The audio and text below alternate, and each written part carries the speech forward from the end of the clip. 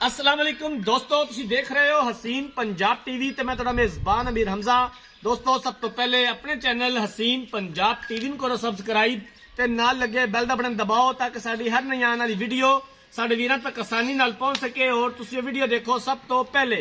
अज जनाब अपने वीरां भरावां से दो गावां दी वीडियो लेके हाजिर होए हैं। जर्सी ते फ्रीजन क्रॉस गावां ने, माशाल्लाह बड़ियां खूबसूरत ने, बाखड़ियां ने। पहला सूबा इन्होंने सूया है, दूसरे सूबे च क्रॉस होनियां ने। कैमरामैन साहब गां दिखावणगे, उस तो बाद सारियां गल्लां बातां मालकां कोलों पुछांगे। गां नंबर 1 दिखाओ कैमरामैन साहब। रंग चंगा, कद सोहना माशाल्लाह, सिरों कोनी, खूबसूरत थण और सोहनियां विरला। बाकी पूरी डिटेल मालकां कोलों लवांगे कि ये जिहड़ी गां है किन्ने महीनों की क्रॉस है, किन्ना इहदे कोले दुध है, की डिमांड है, ये गल्लां बातां मालकां कोलों पुछांगे। माशाल्लाह जोड़ा बड़ा खूबसूरत है। गावां दा जोड़ा मुल होएगा इंशाल्लाह थोड़ा। कैमरामैन साहब तुसीं अच्छे तरीके दे नाल दिखाने ने, दिखाण दे विच कोई कमी पेशी ना रहे। आरफ वाला इन्हां दोवां गावां दी लोकेशन है। आरफ वाले तो 13 तो 14 किलोमीटर के फासले ते ये दोनों जानवर खड़े ने। हमेशा कोशिश करी दी है कि अपने वीरां भरावां नूं अच्छे तो अच्छा जानवर दिखा सकीए। बाकी लेने देने मुकद्दर ने। गां नंबर 1 कैमरे की नज़र है, वीरां दे सामने आ। कैमरामैन साहब तुसीं जानवर दिखाओ कि मैं मालकां दे कोलों सारी गलबात पुछ लैना। भाई अमर इत्थे आ जा मेरे कोल। अस्सलाम वालेकुम। वालेकुम सलाम। भाई अमर की हाल चाल है? तबीयत से ठीक है? शुक्र।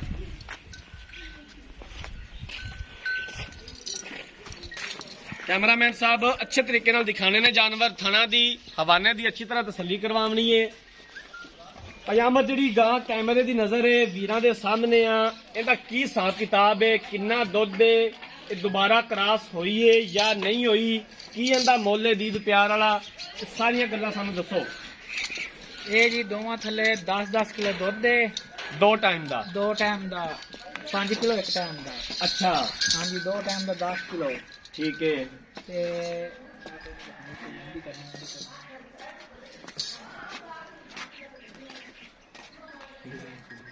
यह बच्ची का मुल है जी 2.5 लाख रुपया।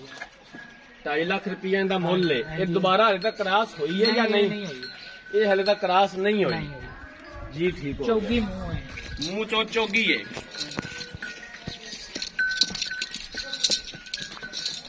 गां नंबर जी 1 है, जी पहले नंबर से कैमरामैन साहब ने दिखाई है।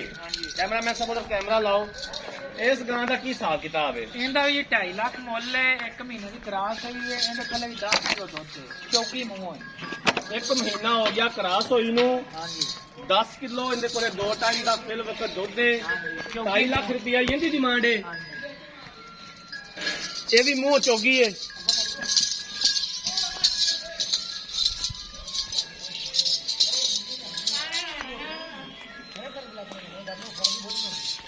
भाई अमर इन्होंने दोनों गांवों चौक इस तरह रह जे पहाड़े पे चो रह जे छापड़ी पे ठीक हो गया। छापी मारो, थले बह जाओ। 2 मिनट है। सील अशराफ ने, हाँ जी कोई मसला मसाइल चुवाई दे विच ना ना। जी ठीक हो गया। बस बंद दे इन्होंने। भाई अमर इन्होंने दोनों गांवों बंद दे।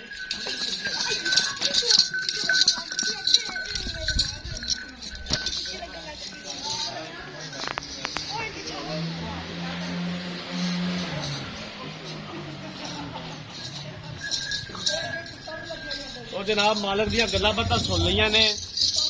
दोनों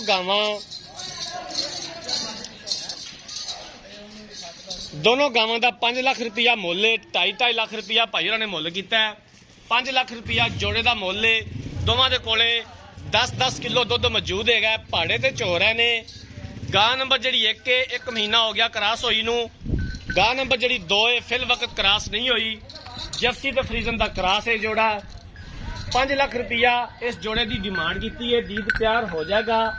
अगर किसी वीर भरा ने ये जानवर खरीदने ने, राब्ता नंबर 0312 612 2054 0312 612 2054 इस नंबर पर व्हाट्सएप बनी है। अगर साड़ी अज वाली वीडियो पसंद आए वीडियो को लाइक तो शेयर जरूर करना है। ਜ਼ਿੰਦਗੀ ਰਹੀ ਤਾਂ ਮਿਲਾਂਗੇ ਇੱਕ ਨਈ ਵੀਡੀਓ ਦੇ ਨਾਲ। ਆਪਣੇ ਮੇਜ਼ਬਾਨ ਅਮੀਰ ਹਮਜ਼ਾ ਨੇ ਦਿਓ ਇਜਾਜ਼ਤ। ਅੱਲਾਹ ਹਾਫਿਜ਼।